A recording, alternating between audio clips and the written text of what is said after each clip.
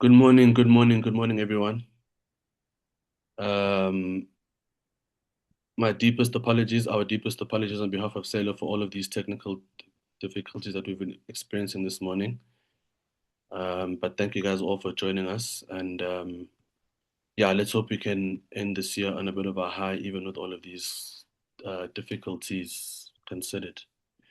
I'd like to welcome you all today and thank you once again for joining us. My name is Tebogo Kubu from the Southern African Liaison Office, and I would like to welcome you guys today to our third and final dialogue in SALO's series examining Mozambique's national and inclusive dialogue process and its implications for civic space in Mozambique and the broader region.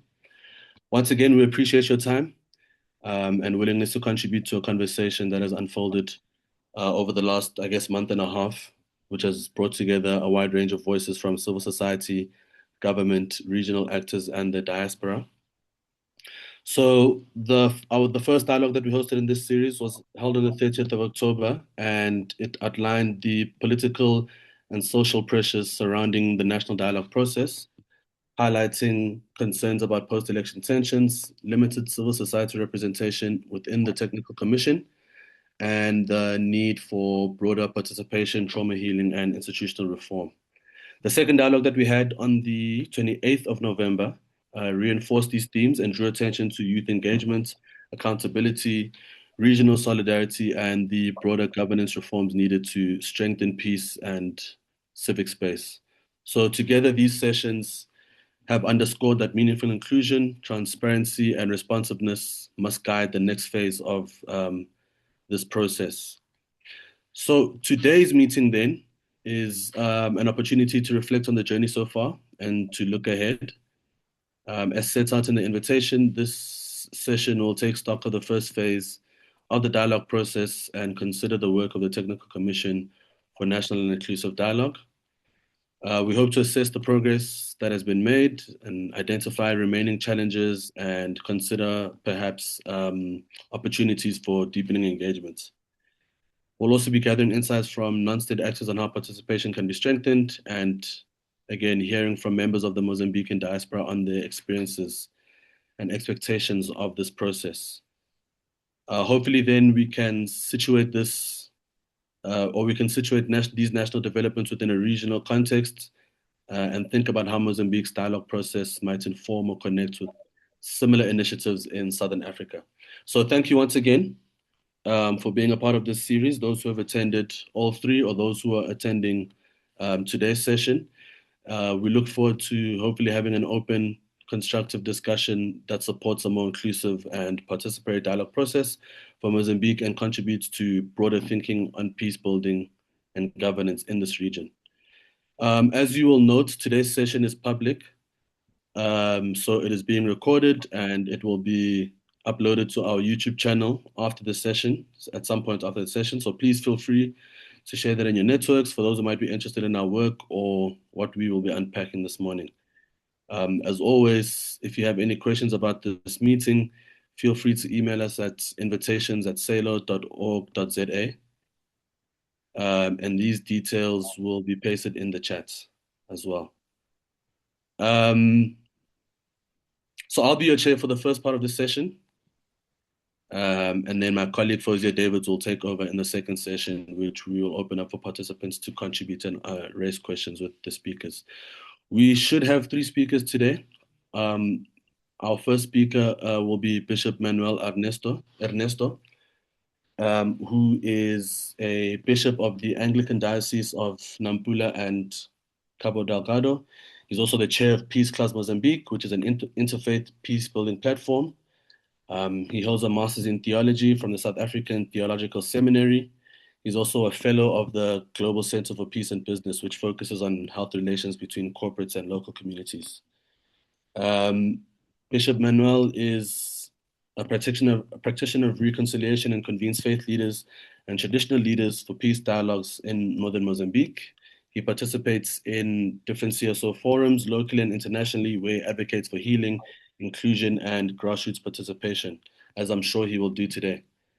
Hopefully our next speakers, our other speakers will join us, and hopefully it's not just an issue of the confusion with the technical difficulties we experienced earlier. I see Mr. David Fado is in the room. I will ask you to then come on next after Bishop Manuel has given his address. But otherwise, thank you all for joining us this morning, and apologies once again for the technical difficulties that we experienced today. And apologies lastly for me not having my camera on this morning. I'm dealing with a bit of an unsightly eye infection. But anyway, without much further ado, can we please have Bishop Manuel to get us started with today's proceedings? Thank you very much, everyone. Bishop, if you wouldn't mind having your camera on to help me out with me not having my camera on. Thank you very much. No, thank you, the moderator, and good morning, everyone. And it is always a pleasure to be here at the SALO, but also share our experiences and what is happening on the ground, but also representing my colleagues who are working across the country. I think it is last conversation on Mozambican dialogue.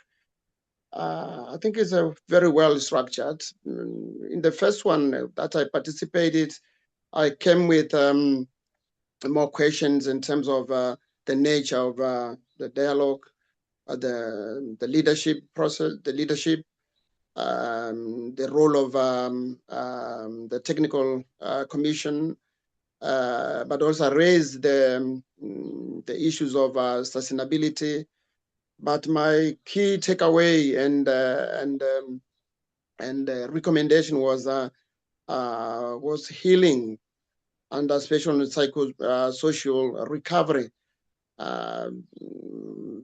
So looking at that, we are a country which is coming from a post-conflict. It's a post-conflict society, but also the post-electoral conflict. And so I think we needed to be aware that we are sitting on that ground. But today I would like to submit not questions, but some of the insight that we have been collecting in the dialogues, but also our contribution in terms of the way forward in this national project. In terms of overview, we know that this is clearly a state and the presidential initiative, which comes from our President Daniel Chapo's vision of seeking a consensus-driven solution. I think this is a shift in terms of the leadership approach. President Chapo is saying, yes, we have our national challenges, we have our past that needs to be healed, but he takes a more consensus-driven solution, which is really commendable, and it requires courage on his side, which we really appreciate, but also it shows a humility, the spirit of humility to work with the society and the actors, and actually is quite commendable, but also challenging because built-in consensus is not easy. It's a very difficult way, but is more sustainable and rewarding in the context like what we face here in Mozambique. If I understand well, the process, the Mozambican inclusive dialogue takes 4 phases. Those who are experts and the members of the commission can correct me.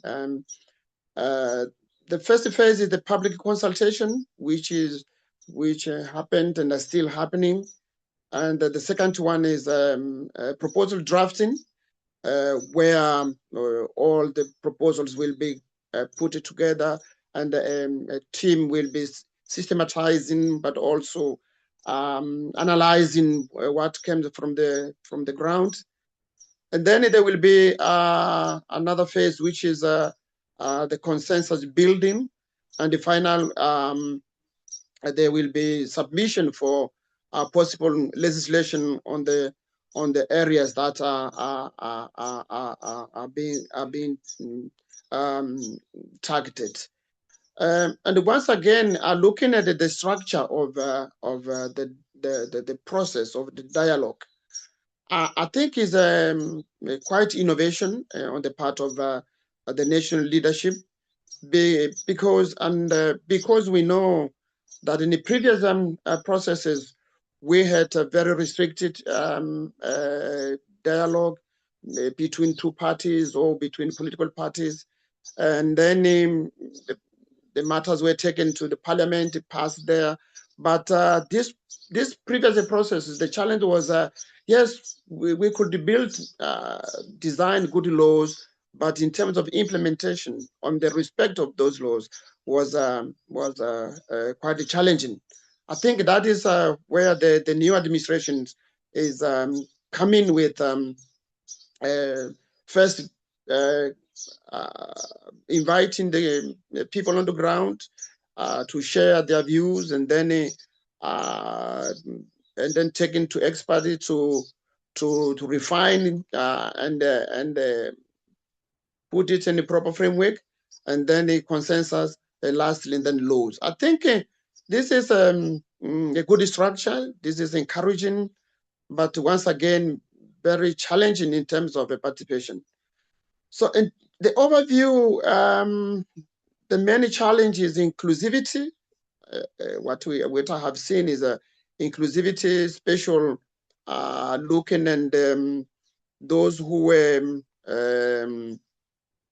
is sidelined, looking at the opposition members, especially those coming from the new parties called Namola, and their leader, Mr. Venancio.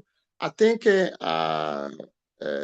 is very important to convince this segment of society to be part of the dialogue. I know that they have ideas, they have proposals, but the process is not closed, and maybe at proposals and submissions we will see more in terms of the inclusion. The other aspect that we can mention in terms of the overview of the process and the challenge is inclusivity in terms of the rural communities. We know that 70% of our population is from rural communities, and the process is taking place is mostly in urban areas among the elites. Even the venues, we see that it's happening in hotels and some of venues that ordinary people cannot have access to those places. These are the challenges we can see, and in terms of the including the rural community, and this comes with the concerns on during the election, saying no, people in the rural area did not vote. And then now we see that the dialogue is restricted to urban areas. And so this is one of the concerns I hear from the people I normally meet here in the communities. And also there are issues of sustainability. We know that from court perspective, from the commission perspective, they have limited mandate. But the question is, how do we ensure sustainability? That was my question on the first meeting. But we are coming at the point we say, yes, the commission will come to an end, but we have networks of civil societies. We have network of we have the government structures. But once again, how are we going to lead this process? Some are saying, what about we're creating a National Commission of Peace and Reconciliation, something that we have been postponing since 1992. We have the National Commission for Elections, human rights, and the other aspects. But what about peace and the reconciliation? I think once the proposals are at decision level, I think we need to look on that structures, because we have leaders, we have issues that need to be addressed, and then what we see is now the vision is good, but it's leaking because of lack of a structure. So the National Commission for Peace and Reconciliation can be that umbrella. I want to take many of the point in terms of what is on the program, but I will just go to our understanding of the first phase.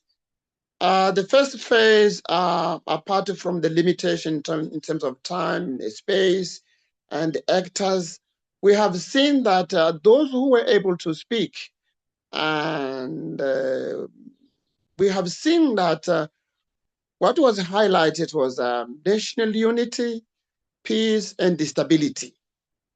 And once again, what I have heard from, especially for women, they're saying we need peace. And these three words are, I think they are not just simple words. I think it's a vision that comes from the historic national desire in 1992, when the people said we need peace. That was the collective mind in 1992. And then people said we don't need, it's a Truth and Reconciliation Commission like in South Africa, or taking matters to the court like in Rwanda, or doing whatever, but just taking peace as a national consensus.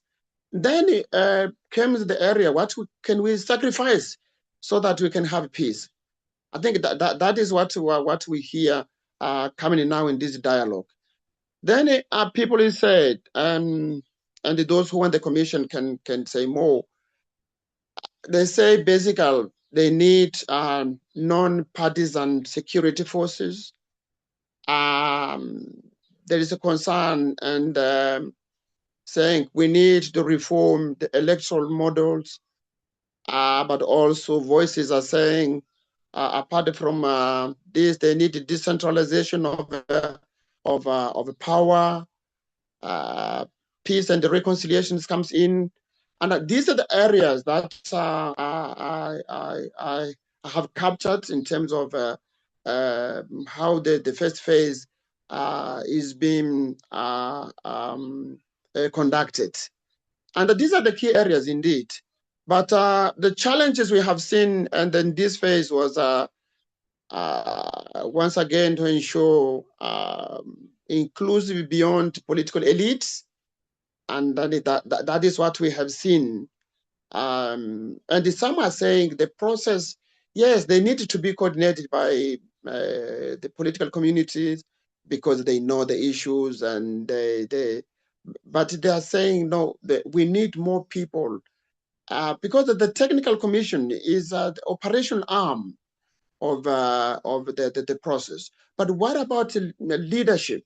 What about the governance, the framework, the governance framework for the process? I think that is where people are saying maybe some are also advancing to say, what about the state council that the President Chabo has wisely convened to be national elders, those who will be supporting the whole process. and the technical team working on the practical issues, working like a technical engine. But in terms of steering the whole process, people are saying we need more involvement of our national elders and the senior citizens and the leaders. And another challenge has been seen is also participation of marginalized people, because the issues of underrepresentation in Mozambique is quite crucial. When peace comes, we have a huge segment of the population that is neglected in terms of getting the peace dividend. And these are the people who 20 years, 30 years later, and then they come with the new grievances, they come with the new issues. I mean young people, I mean women and children, because what we see here is those who were very young in 1992, now they are grown up and they're asking questions that the nation needs to respond. Opportunities, yeah, we have many opportunities in terms of this dialogue. One of the opportunities is participation of different segments of the society. The other opportunity is to link this process with the lessons learned from other previous processes, because the new administration, I would say our president now, President Chap, and his team, they have a great opportunity because we have lessons there from other leaders from other contexts that needed to be taken now. But also the opportunities we have is to say, I think this is the moment where we can once again reaffirm what we have been postponing in terms of the history of the country. I will bring it again in terms of what our president can do. We can back him and the team and the others, the president and the political leaders and the other nation leaders. I think this is the opportunity to do something that we postponed in 1992, to say whatever we see, no matter our differences, but we need to come together. What are we going to do?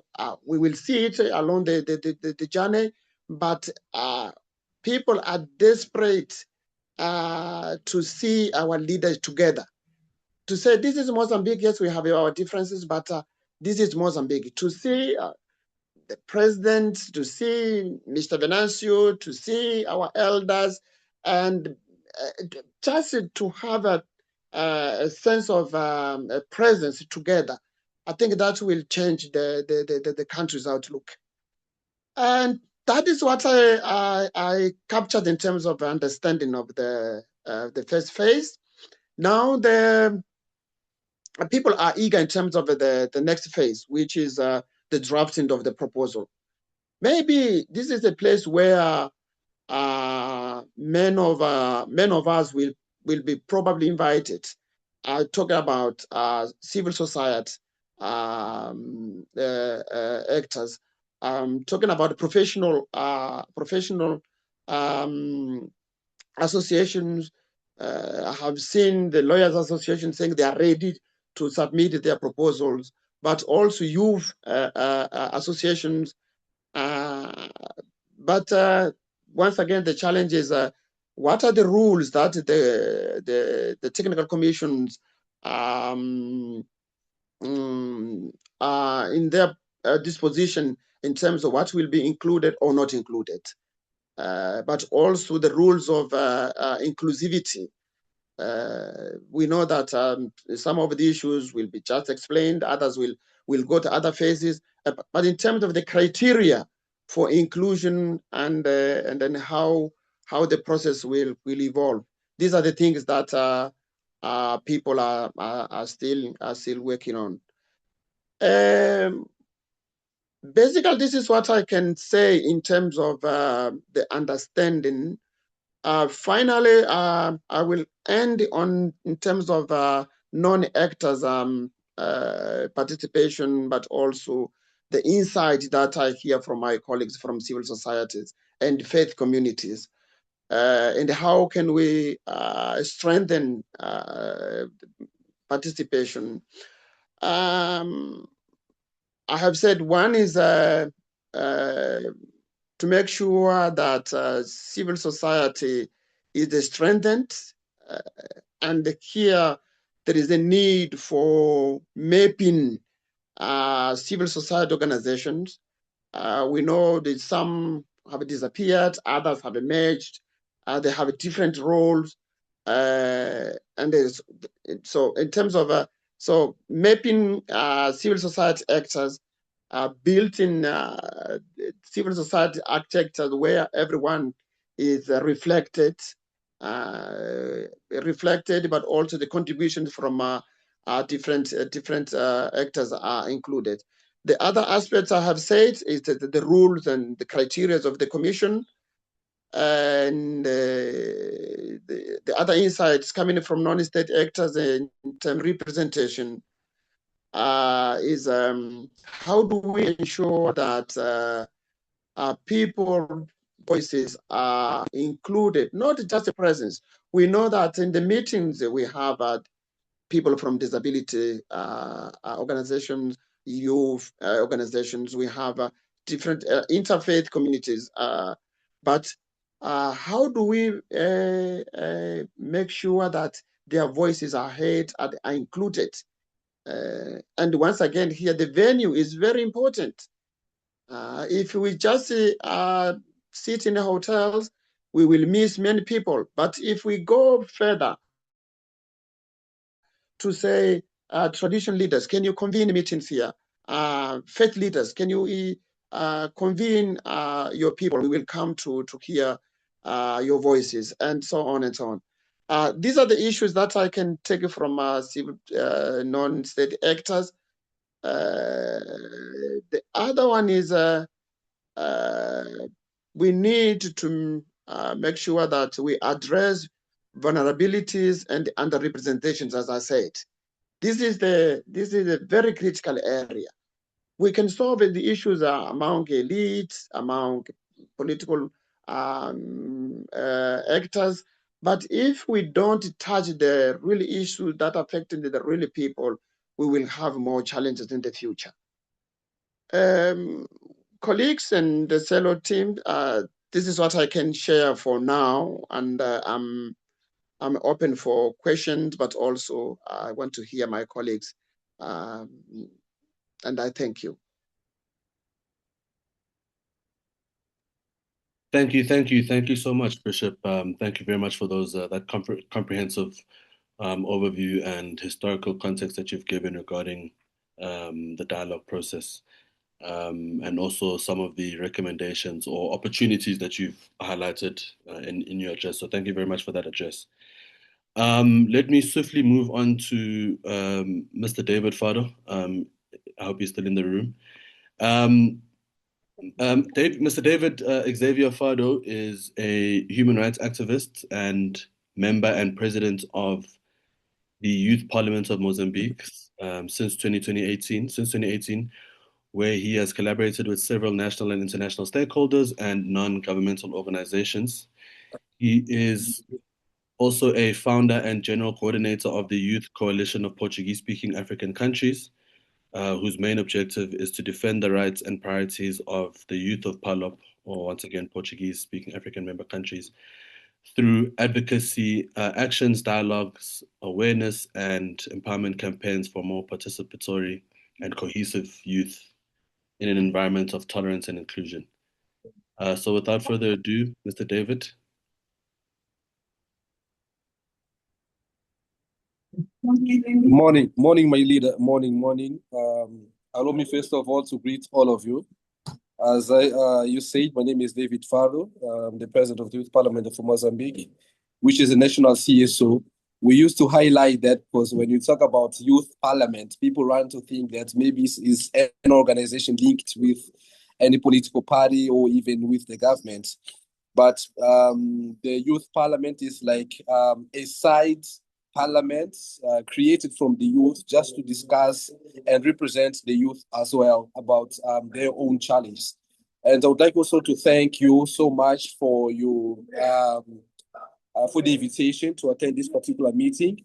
And now, I mean, we are taking some actions as youth across the country. That's why we also launched recently a platform called COPJ Deny, COPJ Deny, which means Commission for Participation, for Youth Participation and Observation on the youth, the national dialogue. And we're taking some actions through the ground across the country. Even now, I'm talking from Nampula province, where we also organize some regional workshops to also hear the youth and talk with them just to understand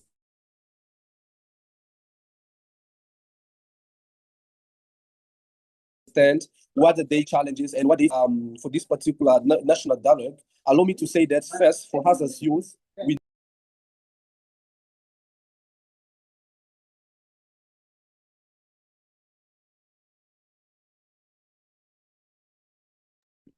Hi, Mr. Fado, are you still with us? You've muted yourself in your video as well. Sorry, I didn't. Yes, I was saying that allow me to say that for as youth, we see this particular national dialogue first. We had more than 400 people killed during the electoral moment last year, and some people are still also detained. Some people also were killed, as I said, but we think that this is an opportunity also for us to discuss and to find a way to overcome all our challenges as Mozambicans. As this particular dialogue were drawn, we think, and I think that also it's a great opportunity because we have 10 thematic groups, and if we discuss exactly what we're about to discuss and take all those ideas in actions, I think that we'll be able to say, yes, we did it. We did it well. That's why I would like also to take this opportunity to share with our fellows, civil society organizations, to take this opportunity with more responsibilities. And on other hand, allow me to agree also with the Bishop when he was saying that most of the events was also organized through some conference or hotels meetings, room meetings. And we know that more than 6%, 6% of the Mozambicans, they are living through the rural areas. And that's why through the COPJ Deny, which this particular platform where we are leading as youth parliaments, and we have more than 55 as all youth organization, youth lead organization and movements. And we are doing and we're taking some actions through the ground. For example, Nampula now, we went recently to Mekonta, Monapo. Yesterday, we were in Rapali and Mukuburi, which are some districts in the ground, So we are discussing with them just to hear from them if they know something about this particular dialogue. And what we realized that some of them, they're not aware about what is the key or the main objective of the dialogue. But we also we ask them, for example, like a general question, just to incite them to respond about what are they facing and how can we overcome those challenges through the districts. And they shared so many problems, as for example, for the youth looking for those 4 districts where we were, they were sharing some challenges through unemployment, habitation, health. So even there are no roads to buy or to go from one district to another one. And those challenges, they shared some solutions. But on other hand, one of the challenges through this national dialogue, I think that it's linked with the representativeness. We feel that there are some people with disability who have 10 thematic groups, and as we saw and we realized that there are, for example, 21 members, which 18 they're from political parties and 3 from civil societies, and also through the thematic groups we have 10 members for each one of the groups. Me, I'm also one of the members of the natural resource group, where we're also trying to take some discussion. And as we realize that this particular platform is not enough for all the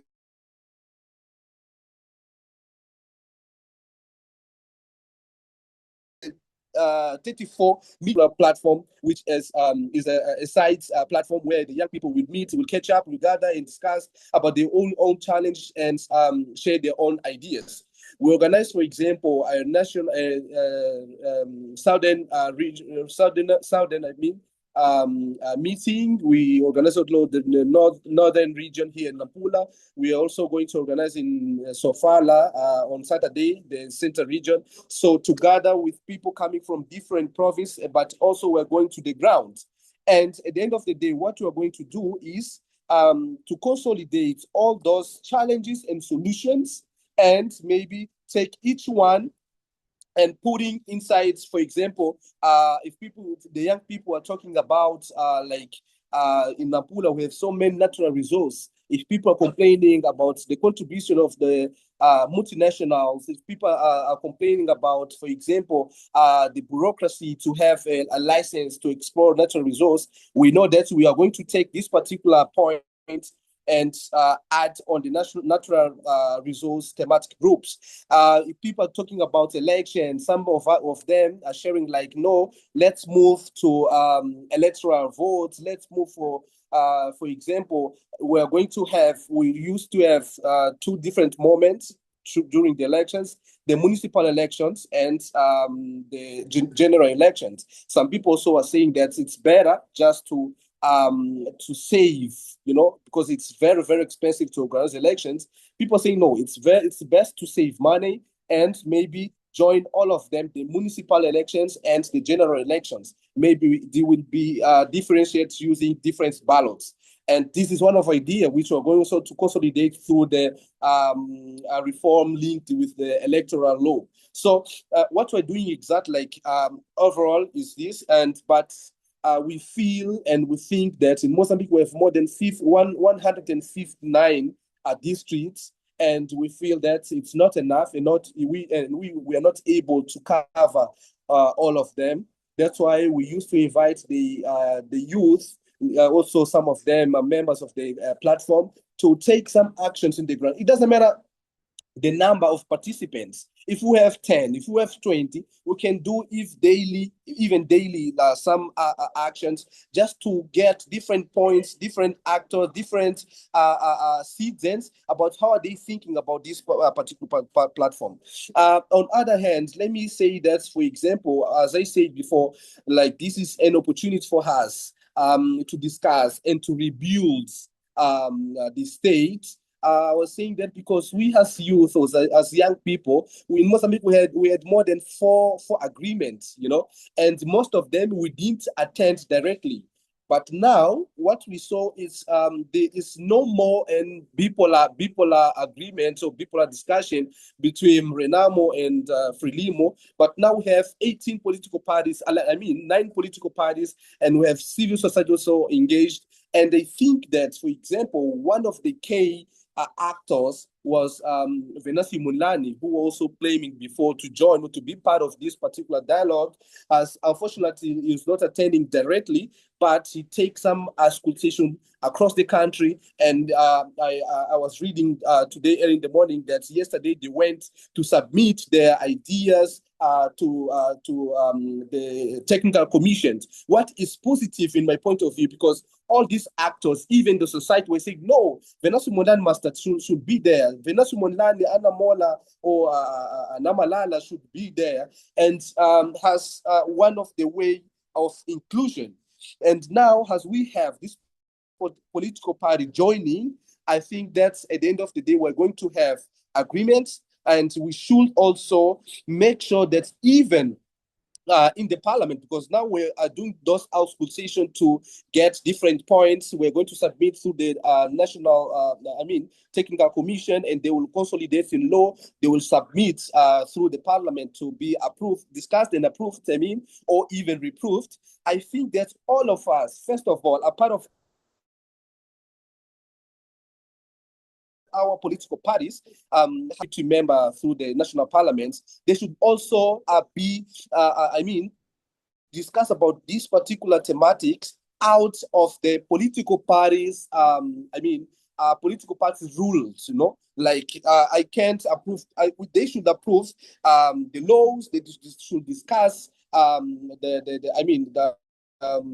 drafts of laws, looking for the current situation of Mozambique not representing a political parties. So if they behave on this way, I think that will also achieve what all of us are looking. Lastly, allow me also to say that unfortunately, not all Mozambicans will be able to attend. As you know, we are facing the insecurity challenge in Cabo Delgado, the northern region, where some of the districts are not able to even to attend.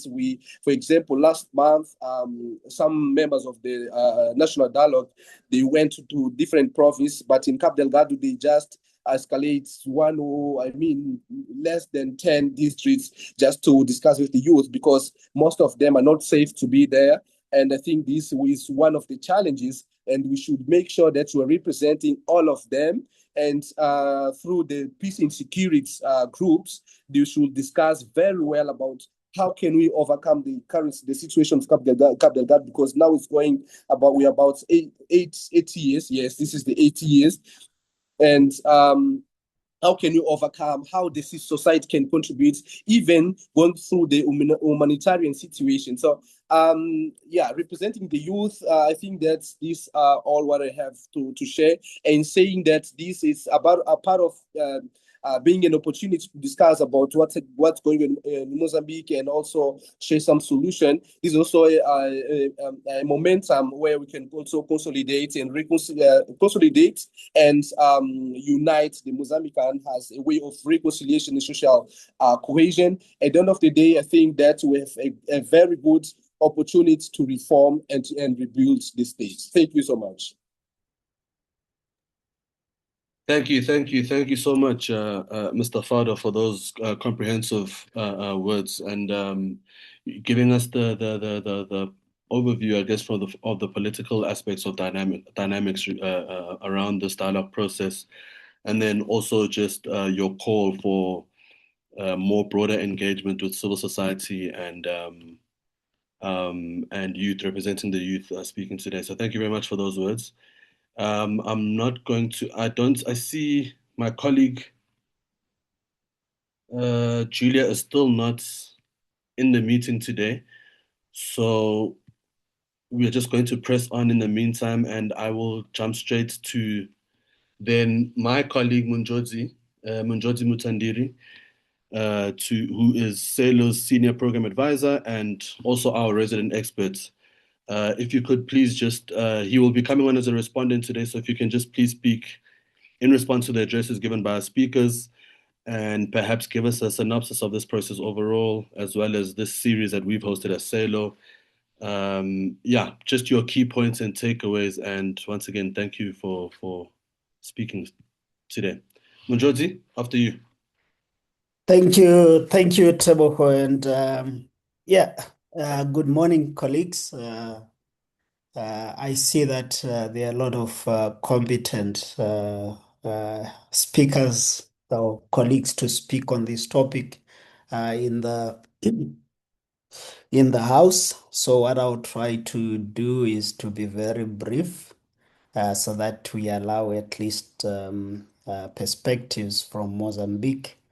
I see young people who are here as well. I see colleagues Fatima and others who I think would have a lot to add to this topic. What I just want to say, of course, is to thank the Bishop and thank my brother David for what I think is a comprehensive take on what's happening, not only what's happening on the ground in terms of the process itself, but what organizations are doing themselves to try and move the needle towards a Mozambique that they sort of yearn for and want. And I think that it would be a good point to start on exactly that particular point, that in the past 3 in the past few months, we have been engaged intensely on the developments in Mozambique as SALO. I think this whole last week we were in Maputo.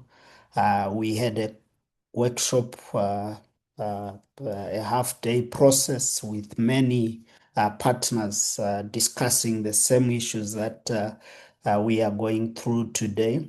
And what is clear when you listen to Mozambicans, both in institutions, in organizations, but also ordinary Mozambicans on the street, you get a sense that there is a deep hope and deep yearning that with the correct priorities, this process might be able to address the challenges that were put on the table. And the question that keeps coming back, which I guess the bishop put on the table the last time, and in a way repeated today, but trying to answer it, is the idea of why do we have this dialogue? What led to this dialogue? So every day as this process is unfolding, are we addressing the questions that were put on the table that led to this dialogue? And I think that we need to underscore a couple of things that I know have been underscored already for a number of times throughout this process that we had. The first one is that I think the post-2024 elections were a catalyst. There were many other problems, but I think they were, if you want, the processes that led to this dialogue process. And so we saw a political commitment which was signed in March, and we need to underline that it was a political commitment that was signed in March by all the 9 political parties that are in parliament. What that means and how that informs the way we engage with this process as non-state actors, in my opinion, is very important. And we know that this process, unlike what we have seen across the region in Zimbabwe, the Lesotho process might be different in Swaziland. The current process in South Africa, the national dialogue process, the Mozambican one is law. So the dialogue process itself has been converted into law. It was formalized into law in April of this year. So what this means is that like every other law, there should be some mechanisms of enforcement. And what we need to be able to unpack around that is what happens, what do we do as citizens, as non-state actors, if a law is not upheld.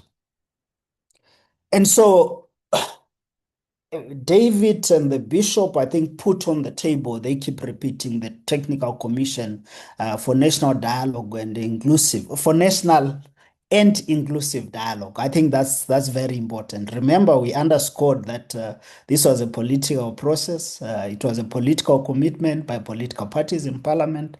But what they put out is a national, and you have to underline the word national and inclusive. And again, you have to underline the word inclusive. And that's where I think that it then becomes imperative for clarity from the different sectors of the Mozambican society. And the bishop keeps repeating the issues of peace, unity, and stability, and the importance of inclusivity.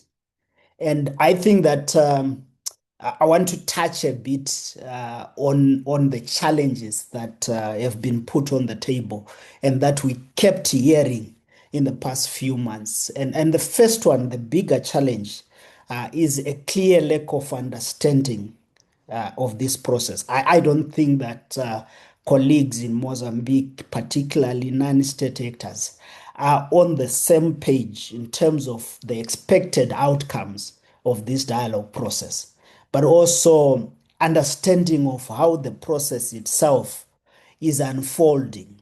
And I'm highlighting this because I think that is something that needs to be to be worked on by colleagues, of course, in Mozambique, so that there is more clarity, there is more sense of unity of purpose of where we want to go, especially as civil society. We heard from David, I think just now, around what young people are trying to do to consolidate their demands, so to speak, or their take on this process and build on the kind of a Mozambique they want to see as young people. And when you have 55 organizations being part of that platform, I think it's commendable. And I think that it then becomes important to have the clear demands they have on paper, so that they become tool of advocacy and lobby as they meet with court and they meet with society and try and deliberate further on what they want to see. And I think that for broader civil society, it's also one of the things that keep coming back in meetings. People are pushing in their different corners as non-state actors, different organizations, and possibly there might be need for more consolidated processes that might lead, again, because I'm speaking from regional lenses, what we saw in 2021 after the Swaziland massacre.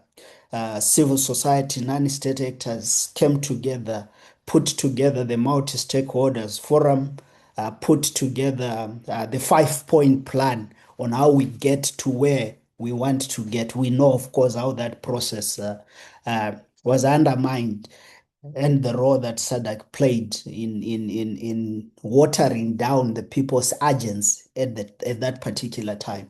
But that kind of clarity in terms of, okay, broadly as civil society, this is what we want to achieve. This is the Mozambique we want to build. This is how we can get there, might be helpful, not just for colleagues in Mozambique, but for those of us that are outside who are working on solidarity. And I'll touch a bit on solidarity as well. The challenges of exclusion that, of course, manifest themselves by what David put on the table. We also keep hearing this, that these meetings have borders on being elitist, that not many of the places where the people who bear the brunt of conflict, who are on the core face of the economic challenges that Mozambique have faced, the people who were speaking out loudly in 2024 on the challenges and the need to address the challenges Mozambique was going through, unfortunately, are not on the tables where solutions are being proffered. And the questions of legitimacy, I think, then become a serious issue that needs to be addressed. The issue of the diaspora, I think in one of the meetings we were in, a question was posed on whether those that are in Mozambique still see a place for the Mozambican diaspora in addressing the Mozambican question. And we know that Mr. Makwakwa and his team were in Germany a few days ago, were in Europe, we had a few meetings. But the questions around where the biggest diaspora could be, South Africa, for example, has there been deliberate and intentional program of action to try and capture the views of the Mozambican diaspora in shaping its future becomes something else. And I need to underscore that you sense clearly that Mozambicans are quite on the edge that if we get our priorities right, this is an opportunity to really address the challenges that we have. And of course, after going through these challenges, I didn't. I'm not being comprehensive in putting the challenges, but that the key challenge is the implementation gaps, even as phase one exposed. That many times the grassroots voices and the usually marginalized people are alienated, particularly given that this process was a political process from the onset. And out of the 21 technical committee members, only 3 are from civil society, are not from political parties. The rest, 18, I think, as David again puts on the table, 18 are political party functionaries.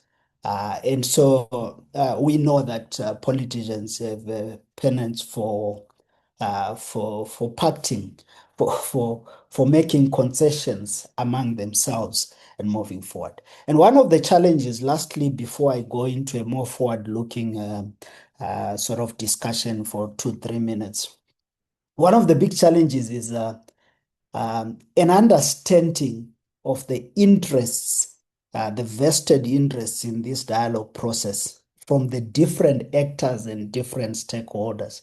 And of course, I know that some of the colleagues from Mozambique here have been working to unpack that, but we know that this process comes with economic, with monetary demands. It needs funding. It needs to be funded. It needs a lot of money. We know the budgets that court has been sort of asking.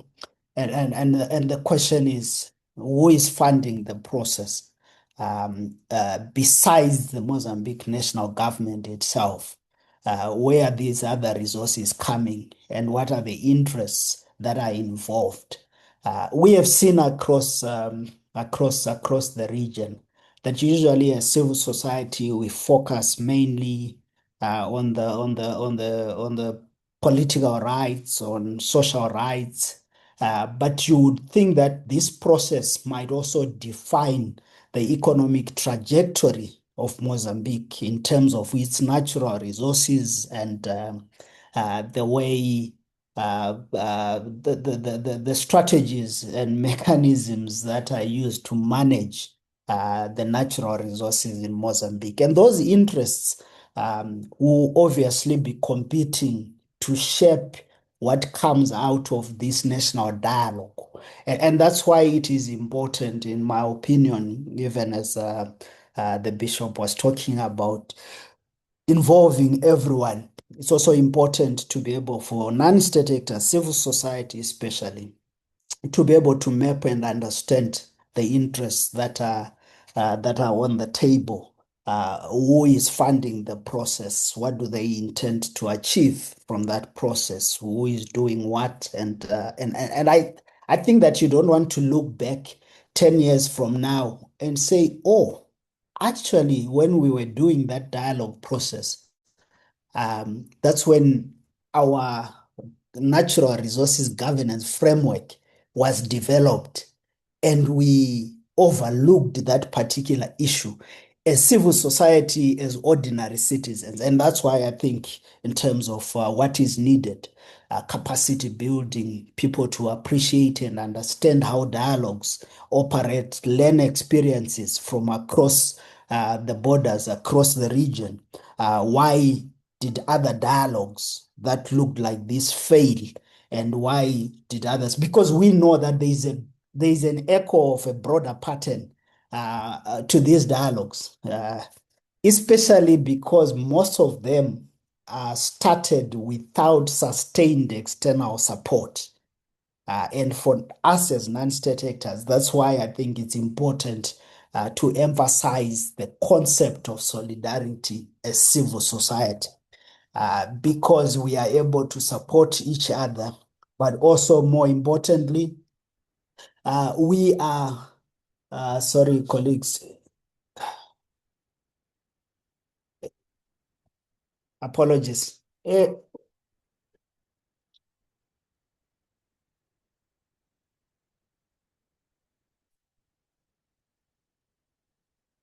the disadvantages of having meetings at home, the kids forget that you are working.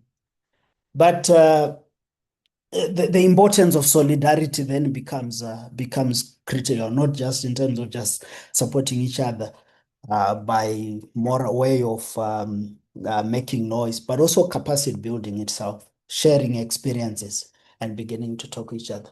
And we know that even though it's a national process, the Mozambican dialogue, like any other national processes, the implications of its failure or its success are quite huge for the region, not beyond Mozambique itself. Just like the instability in 2024 had massive impacts on the region, we know that if this succeeds, it becomes a template for many of us outside who are without a doubt going to go through the same challenges. And in a way, we are also having many other countries in the region trying to understand this concept of dialogues and how to address the issues we have.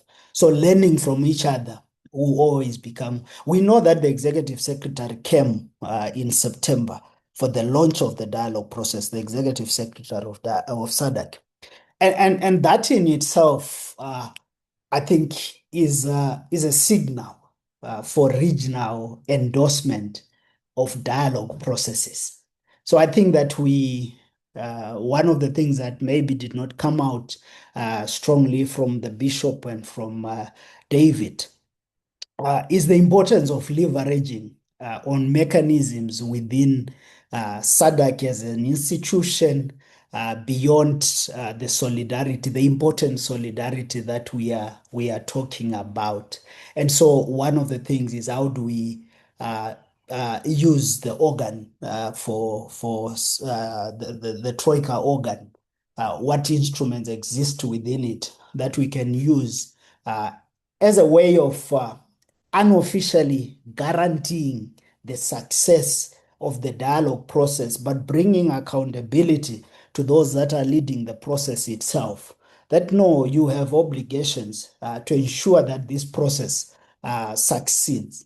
So I think that we need to be able to invoke that kind of regional scaffolding, which would not just be a way of bringing in the region for no reason, but strengthening court itself. Because when you hear the leadership of court is in South Africa, meeting the South African Parliament, meeting a few other actors in South Africa, they are in German, meeting experts in German, meeting the diaspora. I think that that is an underscoring of the idea that the success or failure of this dialogue process is not just a Mozambican issue. And so the ideas of how do we use the women, peace and security architecture within the SADC framework to ensure that women are involved on the decision-making tables to push for the marginalized groups to be part of this process becomes very important. I think Bishop and both David talked about, I think it was David, mainly around the challenges of undergoing dialogue in the northern parts of the province where security is not guaranteed. And I think that this brings the issue of the conduciveness of the environment and tapping into the regional mechanisms in a way would help us to formulate or to localize some well-established intervention mechanisms for having dialogue in unstable environments. And I think that there is a whole body of knowledge and experiences that we can be able to use to. We know that the MRG, for example, the Mediation Reference Group has been in Mozambique a couple of times in the past 1 year. And as civil society, I think those are things that we need to invest in. What were they doing? But what can we tap from there as we move forward? And for me, in conclusion, Teboho, I think that clearly as we see the next phase unfolding, which is, of course, a whole lot of capturing or assessing, sifting the views that were captured in phase 1, reviewing them, taking them back to the people. I think non-state actors need to be more prepared for phase 2, because one of the things that I listened to colleagues, because I think phase 1 is ending on the 15th, in terms of capturing the views, or the 19th, I'm not sure. But when you talk to colleagues in civil society, you get a sense that there is an anticipation that this process is ongoing. And even as court is moving with its timelines, civil society and non-state actors might be a bit lagging. And this is not to say that the massive work they are doing is not immense. We know that there is serious work. In the past 1 week, we have been in Mozambique. I think we attended more than 4 meetings where colleagues are discussing these same issues. But in terms of being able to match and counter the court processes, maybe we need to be more prepared for phase 2 and for the next phases. One of the things is to underscore as well, our observation is that there seem to be 2 parallel processes of engaging with this process from civil society.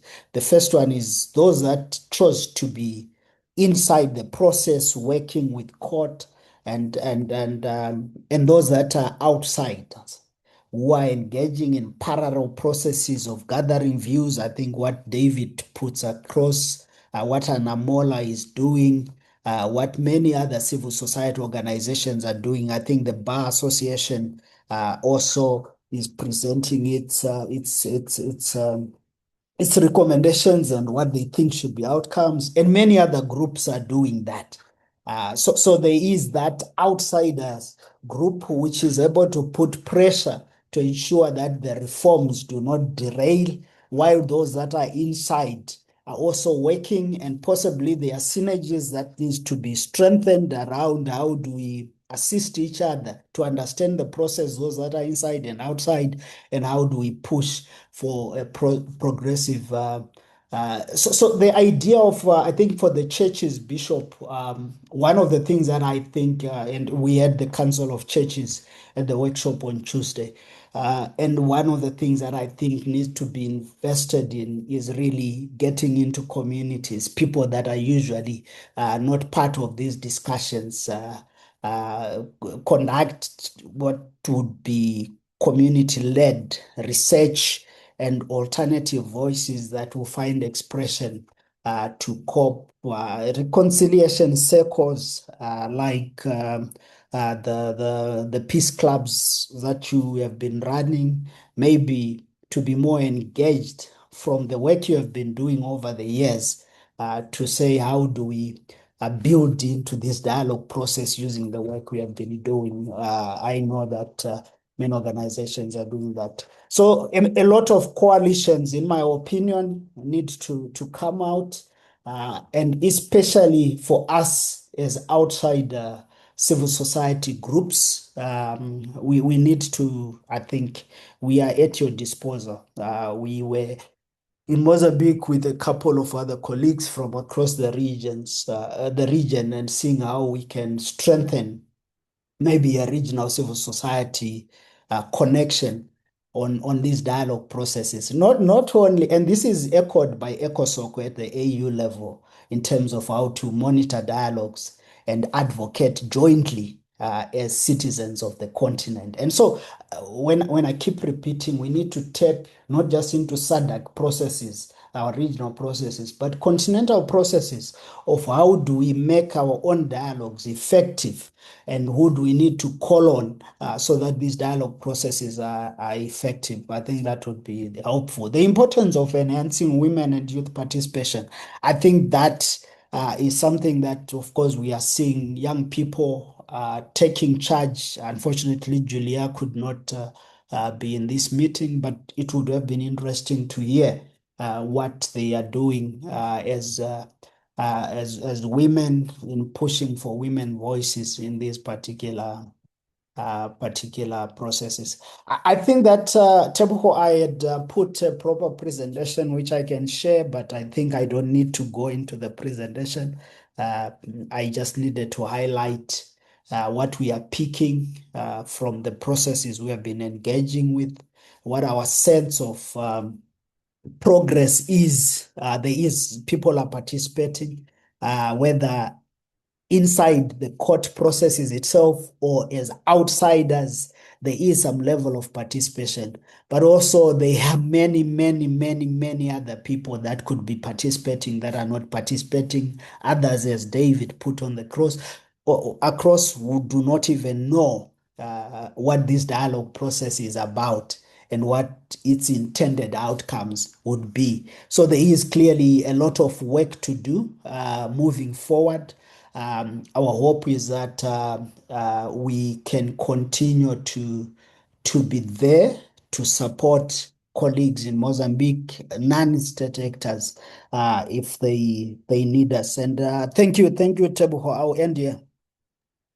Thank you so much, Mundrodzi, for those words, for giving us that aerial view of the overall dialogue process, from the political elements or aspects of it to civil society's involvement and way to look forward in terms of the dialogue process, and also just giving us the regional perspectives and, I guess, implications of its involvement and lessons that it can take from looking at Mozambique's dialogue process, as well as previous dialogue processes in other SADC countries. So thank you very much for all of those words. I won't even try to surmise it any further. I mean, you've done more than enough. So thank you once again, and thank you to our two previous speakers as well for their presentations. I'm going to hand it over now to my colleague Fozia Davids.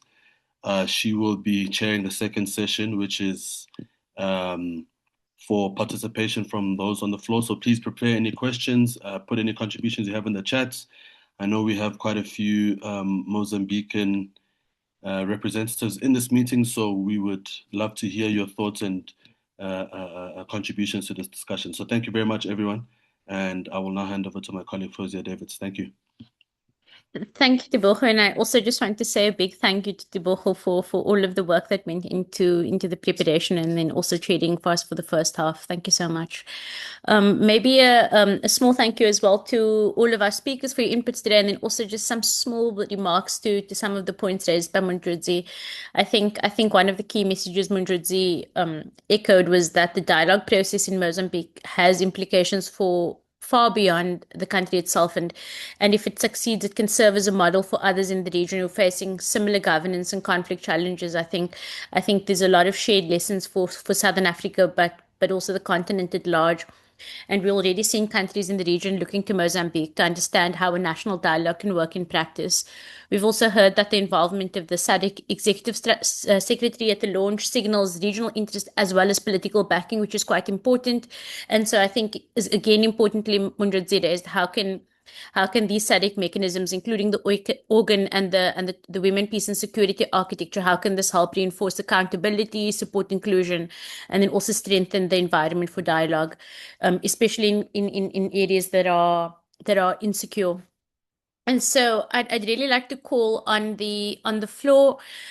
Please do come in and pose a question, make a comment. Please raise your hand, and when doing so, can you kindly give your name, surname, and organization before you ask your question? I see Mr. Jonathan. Would you like to come in? And then if we do have any other speakers as well, please do come in. And again, thank you to everyone, as well as thank you to the Bishop for your remarks in the beginning as well, and to all our other speakers as well. Thank you so much.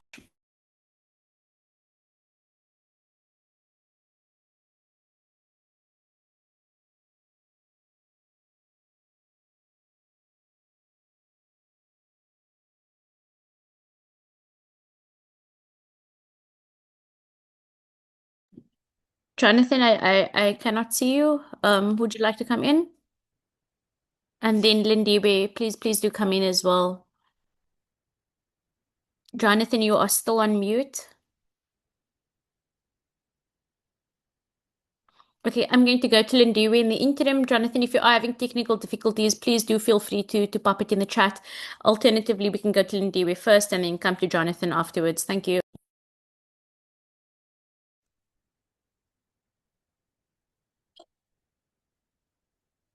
Hi.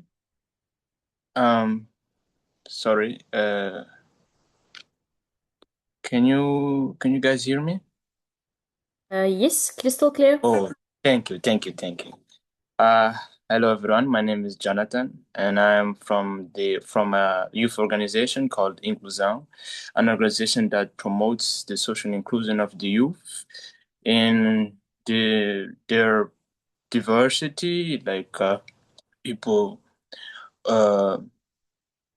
from different backgrounds, young people from different backgrounds. Well, I firstly would like to subscribe all the things that was said here since the intervention of the bishop, my colleague David and Mujozi. And just to add, I would like to say that the youth civil society and organizations in Mozambique really have these two approaches. There we have civil society organizations that are inside the process, officially inside the process, and those who are officially outside the process. And these two approaches are, I believe, are the core approaches to, in some way, pressure the court, technical commission for this dialogue to include all the perspectives that they are gathering during this auscultation phase. Because when we look at the demands of the demands of the young people, we see those young people that mistrust the process, and in other side we see young people that mistrust the process, but still they want to be part of the process, not because they believe in the process. It's more that in a accountability approach, because they want to participate and to bring their demands, and in a near future they want to be able to say that we participated, but you guys did not include our point of views. We see this when we talk about youth in Mozambique and this process. We see these two approaches from the youth. But just not to take a long time, I would like to say that in a perspective of challenge and opportunity, I believe the bishop and the colleagues well said about the venues, how the auscultation was taking place, or one of the things that are not making the process inclusive. But in terms of opportunity, I believe that for Mozambique, this is the first time that a post-election dialogue is not a bilateral one. This dialogue is bringing more actors to the process, officially bringing more actors. And is a good opportunity for the civil society in its broader sense and the youth civil society organizations to do something in a context of a cycle of post-election conflicts that we're seeing on in our region, right? And to say that it's not the first time that our region is facing this kind of problems, and it's not the first time that we are using national dialogues as a post-electoral conflict mechanism to solve the problems. And I believe, to agree with Mujozi, this is a great opportunity to, at a regional level, to ask a civil society to contribute. And just to finish my final remarks, I would like to say that the next phase of this dialogue in Mozambique is the crucial phase, because we, as civil society, should pay very attention, even inside and outside, to see if the contribution that we as civil society are doing will be on the proposals that the court is going to share with the broader society. And I would like to thank for this opportunity. Many thanks, Jonathan, for that contribution. Yeah, really insightful, and I'd also be quite interested to see what the panelists' responses are. Can I kindly ask Lindewi to come in, and then I saw another hand that was up very briefly, but it has disappeared. So you are also welcome to come in afterwards. Thank you, Lindewi. Over to you.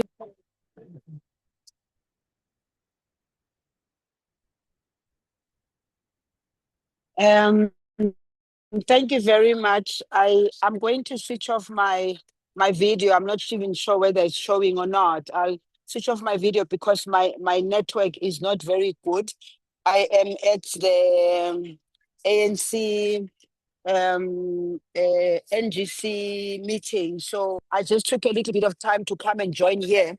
And I'm happy to be speaking after Jonathan, because my first point was going to be the involvement of young people having experienced the participation or having experienced what happened in Mozambique in as far as the upheavals that happened pre and post elections, being led very much by the youth. So I was going to say that it will have to be the young people who immerse themselves in this dialogue here and not sit outside of the dialogue. But at the same time, it will be the creation of a conducive environment for them to participate in this dialogue freely, to participate and be heard and be seen and be heard. For me, that is very critical. Critical because we cannot be talking about young people and the involvement of young people. And then when the time comes for us to do that, they are not giving the platform. Well, in fact, I think that dialogues and those who are responsible for the dialogue, they must make sure they go all out to find the young people, bring them in, nurse them in, nurture them in, guide them in, but also listen to them, because it's a two-way process as far as I'm concerned. That's my first point. My second point is related to the fact that the dialogues have got some guidelines, but of course, each country has got its own way of doing the dialogue. What I think is a lesson for us here in South Africa, as far as this dialogue is concerned, is that this is legislated. And obviously, we then need to look at being legislated. I take it that being legislated is also enabling, because it then gives government an opportunity to create a conducive environment for the participation. We have a national dialogue in South Africa here too, but by the look of things, as I see it, there was a whole lot of hype and dramas at the beginning of the dialogue, but suddenly there's now a lull around it. And my fear is that both government and civil society, if they don't keep the fires burning of the dialogue, it will yet be another something that ends up being just a damn squib, if I can say that. I'm sorry for my language. I'm trying to find the right word for it. So what I'm trying to say, the lessons that must be learned between the dialogue that is happening in Mozambique and the dialogue that is happening in South Africa, and considering also at the center of it all, we are supposed to dialogue in the service of the people. We are supposed to dialogue to finding solutions to our political internal dynamics, our social and economic. But at the end of it all, everything must be centered around how do we create systems and institutions that will respond to our people? So dialogues must also be seen as an outlet or an inlet for people, so that it must be as broadened as possible, so that citizens, and ordinary citizens in particular, can feel they participated in the dialogue. But lastly, I truly believe that lessons learned and best practices for us among ourselves here, as in the region in particular, because we as an ANC have a bit of an advantage. For instance, in South Africa or in Southern Africa, we've got an advantage of the fact that we have these liberation movements that brought the freedom, liberation movements that also have to be conscious to the new dynamics, the new demands of our people. So we must use these dialogues by talking to each other, by learning from each other. SALO, it might be a good idea, for instance, to have something that says, South Africa, Mozambique, can we have a talk about where are your dialogues? Where are they taking you to? The difference between a dialogue that is general, that is not legislated, and a dialogue that is legislated. What are the advantages? What are the disadvantages? What lessons are there, therefore, for the two dialogues that are happening for the entire region? That it might be a good idea for SALO to think about that for next year. Thank you very much. And unfortunately, I have to go back to plenary. I just came, took some advantage to listen to from the presentations. I joined late because I was also making a presentation here. So thank you very much. Thank you so much, Mam Lindiwe, for those reflections. I think you've raised several important points, but I think just touching on that need for young people to be fully brought into the dialogue in a meaningful way. Also learning from the value of Mozambique's experience, and then also crossing that over in the South African experience and the sort of history of the liberation movements and that dialogue processes, that rich knowledge that these organizations already have. And also leveraging legislation and a supportive environment to keep these dialogue processes active and credible, and so not being talk shops, but something that translates into policy and implementation. And then just noting those concerns about ensuring participation. I'd really like to call on the panelists now to respond to some of these points and add their perspectives. Thank you so much. Maybe before we do that, we can just call on Fatima to make a contribution, and then we can jump straight to the panelists to respond. So I won't come in after Fatima. Thank you. Yeah, thank you for the opportunity. For me, it would be, I don't think we always address the journey towards the dialogue, particularly in addressing the power imbalances within our communities. I think Bishop was talking about when we bring community people into dialogues, it's not an equal kind of playing field. And for dialogues to be meaningful and impactful, I believe there needs to be a conscious effort towards preparing people for dialogue around people education programs, as well as raising the consciousness of the issues before people start talking about the issues. Is developing understanding and consciousness around that. Because otherwise it becomes talk shops, which is not focused on what people actually would really want. That is just my small contribution towards how we approach these dialogues and looking at the inequalities and the power balances within these forums.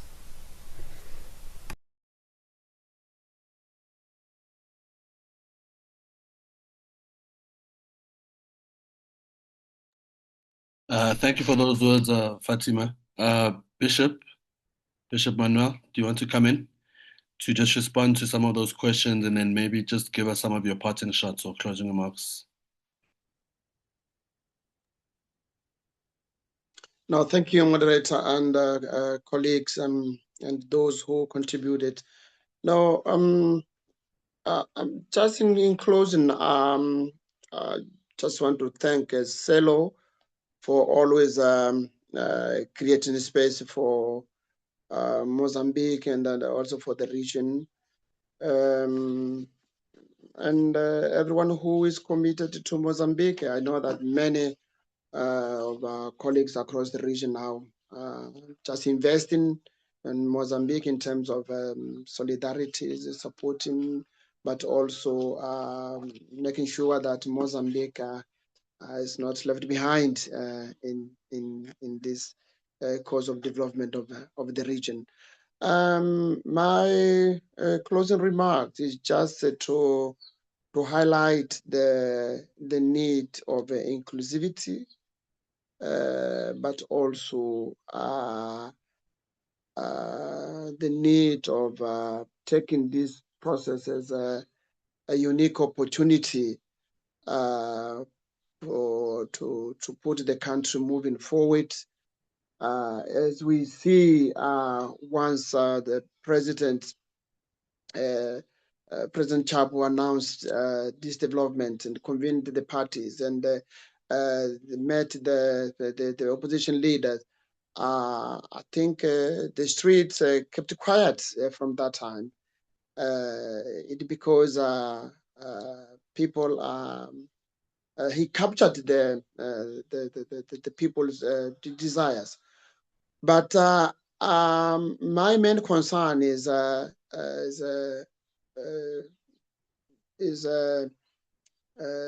just the process to be just a symbolic the process, not an effective process.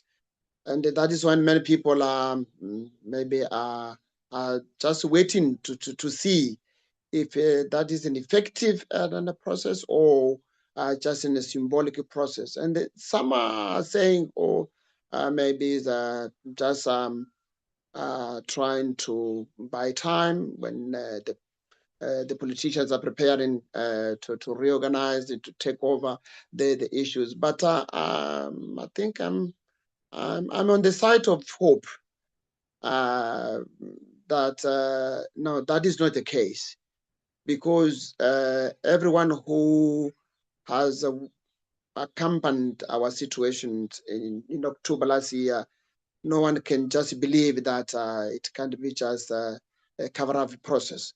I believe that is a serious process. Yes, it needs to be improved, and it needs to bring more people, and it needs more investment. And that is I wanted to highlight in terms of the region and the international community.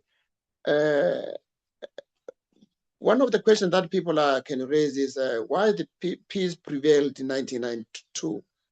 It was the people's desire to say, Kerem Japash, we need peace. Just 3 words, we need peace. But beyond that, there was a huge investment in terms of international community.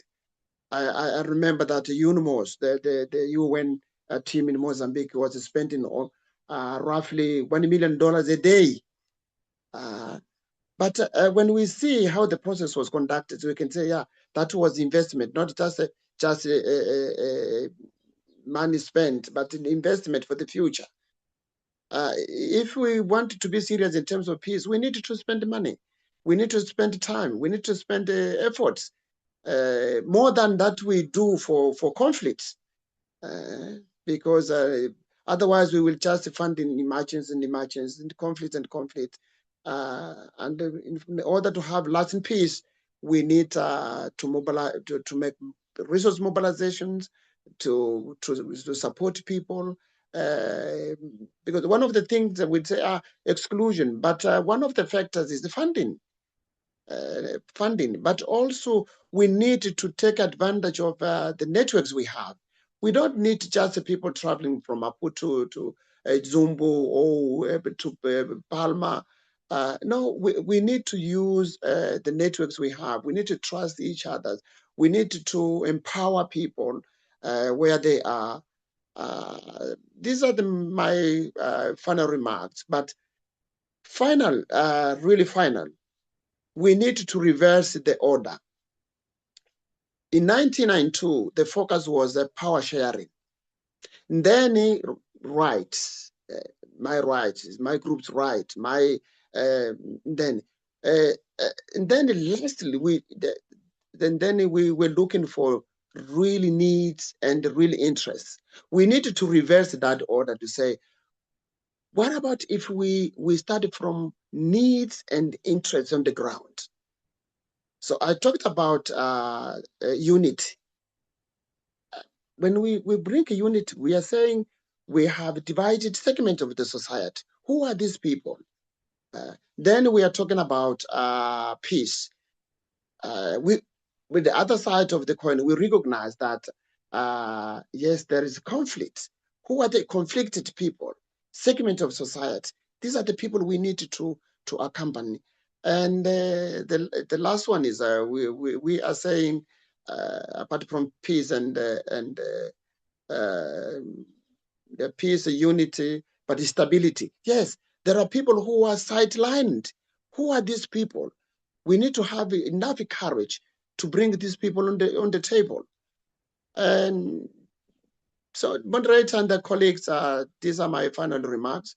And thank you for once again inviting us. And this is what we do at the Peace Clubs. We are saying one of the things is that we are not being deeply appointed and brought on the table in the dialogue is the capital guard issues. I think we need to take the capital guard situation and then integrate on the dialogue. That's why we said when we started the Peace Clubs, we said without interfaith relations we can't survive. So when we go to Cabo Delgado, when we go to the community, we need to do it and taking our interfaith relations to say when they see a priest, a sheikh, an imam, and then the traditional leaders are working together in the communities, it gives a sense of hope. That is what we wanted to see from our leaders. It's not easy, but it is possible. We can imagine, for example, in 1994, a rural woman just wearing a kapulana, you see, with President Chakama's face and the President Chisanu's face saying, this is the fruit of reconciliation. And no one could molest that lady. I think that is the image that we need to bring as we discuss the destination dialogue. Once again, I thank you, and I hope to see you in the next conversation. And please pray for Mozambique. Continue with solidarity for Mozambique. And I think the future is bright for Mozambique, but we have a work to do. Thank you. Thank you, Bishop, for those insights, and I think, of course, we'll keep Mozambique in our prayers and contribute to that hard work that needs to be done. Ambassador Mandisi, you want to come in?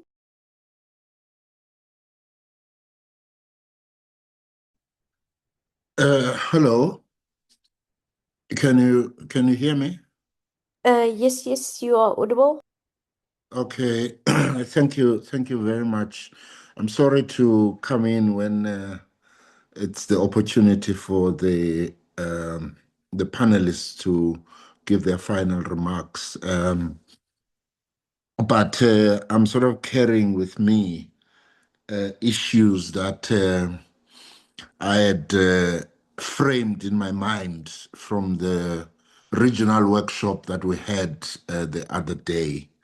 And I'm bringing those, on into this session of today, more really as things that one would wish to give as provision, particularly to the Mozambican participants in the process that is that is going on in Mozambique. So do forgive me if I have sort of several points to raise, but I'll try to do that quite quickly. It is important to note the point about, and this came from the other day's regional workshop, this being a homegrown process with no external, participation per se. And in that regard, it is important that it is a homegrown process. But I think that Munjodzi raised a very important point when he referenced the visit of the executive secretary of SADC, at the launch of the Mozambique National Dialogue. I think symbolically and perhaps substantively, that is something that it should be noted as being significant. And I thought that he had also raised an issue about whether there is potential, for the organ on politics, security, and defense of SADC to tap into the process, to support this process, and to ensure success of this process. And I think that Bishop Manuel, in his remarks that he just made now, I think he closed on a very positive note when he said that, he's very hopeful and the future is bright and we do need to support Mozambique. We would like this process to succeed because it may represent an important turning point, really, for Mozambique in terms of reframing, how the system is structured and how it functions, and how it can be brought to refocus on the interests and needs of the people. And I'll come back to this a little bit. The one issue that I will be,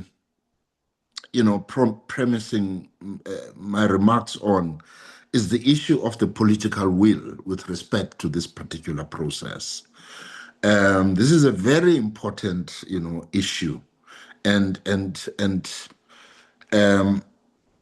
I think that societies do reach a fundamental turning point, and for me, 2024, Mozambique actually reached what I regard as a fundamental turning point, in the sense that historically, political settlements were among those who had arms and military power and excluded civil society. And Jonathan, I think, captured, this point very well when he said that, for the first time, the dialogue, is not just between two parties, but it includes more participants and more voices. I think that it was also a turning point in the case of Mozambique, in the sense that historically, the population, would be silenced when there's any threat of protests, through massive security force deployment. And for me, it was a turning point for Mozambique because that fear factor was overcome by the population of Mozambique, particularly the young people. And I think that is also another marker of how Mozambique had reached a fundamental turning point. Yes, in the case of Mozambique, formally, a state power prevailed through the ruling of the Constitutional Court, and government was put in place. But I think that the moral authority was lost. And I think that I want to reference this to South Africa in 1990, when you still had the apartheid government in place, formally so, but it had lost that moral authority to govern the country and determine what happens in the country on its own. And that's when you began to see some kind of a co-governance.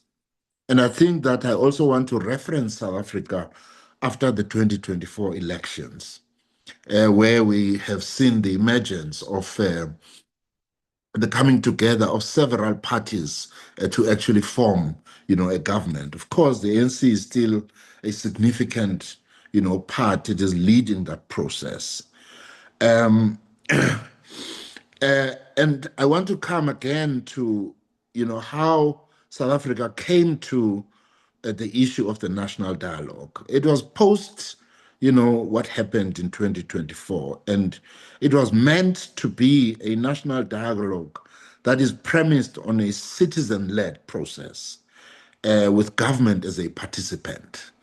And I think that the point that was raised about this being based on a law, it is a significant marker of difference, to other national dialogues. But in another way, you can look at it as something that gives political parties that are represented in parliament perhaps greater say and greater possibility to influence, what then gets captured from this process.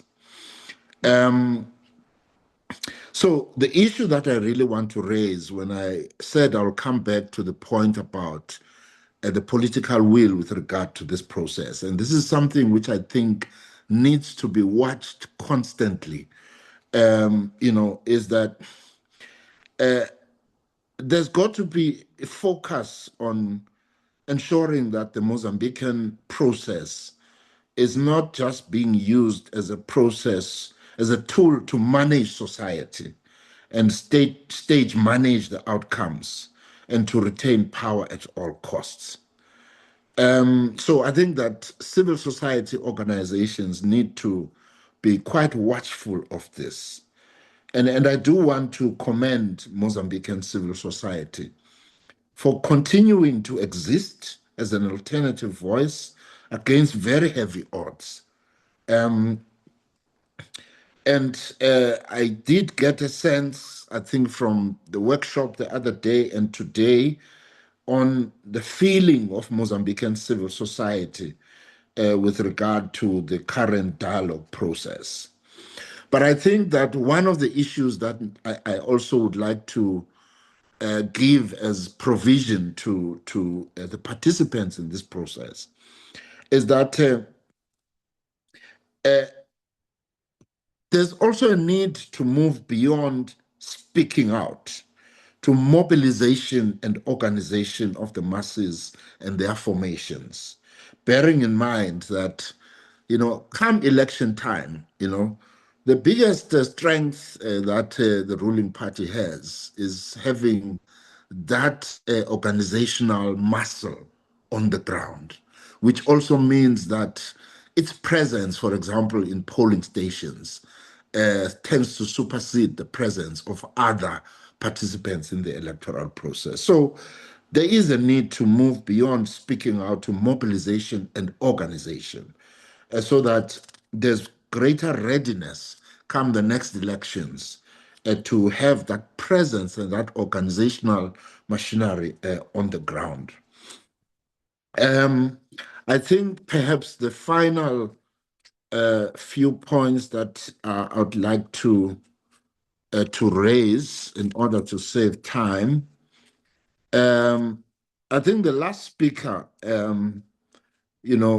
who spoke during the Q&A did make reference to the issue of the build up towards these dialogues and the whole issue of conscientizing people and educating people and getting people involved. And I'd like to link this to a point that was made by Bishop Manuel when he said that there are certain limitations to how this process is working. For example, the venues that are being used are venues that cannot be accessed, for example, by rural people. And he made a very important point that this process must be persuaded to utilize the convening powers of the faith-based organizations and traditional leaders, because in that way, you have a greater possibility of reaching out to the ordinary people, to the rural people. I think that's a very important point that should not be lost.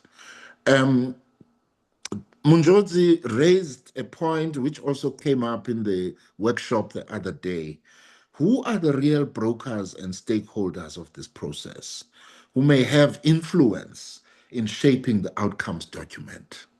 I think that's also a very important point. So I'm raising all of these issues to say to Mozambican civil society, these are issues that you always need to keep at the back of your minds and work in ways that would ensure that those, for example, that may be funding, this process, don't also become the ones who determine what it is that comes out of the process. And I think that Munjozi did say that the presence of other funders and stakeholders may have an impact also on the economic trajectory of the country. So those are really the points that I thought I should bring up more as provision for the Mozambican participants and civil society in Mozambique to always be on the lookout for. Thank you very much. I'm sorry to take a bit long, but like I said, I carried these issues from the regional workshop the other day, and I felt I can't lose this opportunity to raise these points. Thank you very much. Thank you, Ambassador. I think your insights are always welcome and very rich. And I think it provides that continental perspective as well that the Mozambicans can definitely use when shaping the dialogue process. So thank you so much. I think also the point that you touched on about the venue being quite far away from the ordinary people that needs to attend it. It's something that people may overlook, but it's so critical because it means that the voices that need to be heard aren't being heard. So thank you, very, very insightful. Can I please hand over to my colleague Tebogo to close us off? Thank you so much to all of the participants, to the panelists. Thank you to Tebogo as well.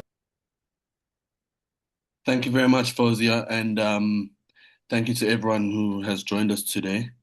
Whether this was your first engagement in the series or you've been with us throughout all three of these dialogues, I can see some names of people who have been with us in all three of our meetings. So thank you guys for joining again today. Your participation has strengthened the quality of these conversations and helped keep attention on an important moment in Mozambique's political landscape. And I'd also like to give a big thank you to our speakers today for their insightful contributions and for making the time to share this meeting with us today. Bishop Manuel Ernesto, who spoke with us in our first dialogue as well. Big thank you to you. Mr. David Fardo, who was with us in our last two dialogues and has unfortunately had to drop off from the call to catch a flight. So we thank him in absentia as well. And then my colleague, Mr. Munjozi, who is responsible for putting this series together on Mozambique's dialogue process. And then obviously we weren't able to have Julia attend today, and we hope we will have her in one of our upcoming sessions as well. So at SALO, our work is guided by a commitment to fostering open discussion, strengthening civic space, and supporting constructive engagement across the region. And we will continue to shine a light on developments in Mozambique and create spaces where diverse voices can reflect on issues shaping the country's future. Would also like to thank our development partner, the Norwegian People's Aid, for their support in helping us organize this dialogue series and their continued support in our work in general. We would like to apologize once again, or I would like to apologize once again for the technical difficulties that we experienced earlier this morning. But thank you guys for bearing with us through that experience and for joining this meeting once again. So thank you for your patience with that. I think that's it from me, and wish you all a safe and restful season ahead, festive season ahead. Thank you for sticking with us through this year-end fatigue, and we hope to see you again soon, beginning of next year. Please be on the lookout for our upcoming dialogues in the year 2026. So thank you very much, everyone, and enjoy the rest of your afternoon.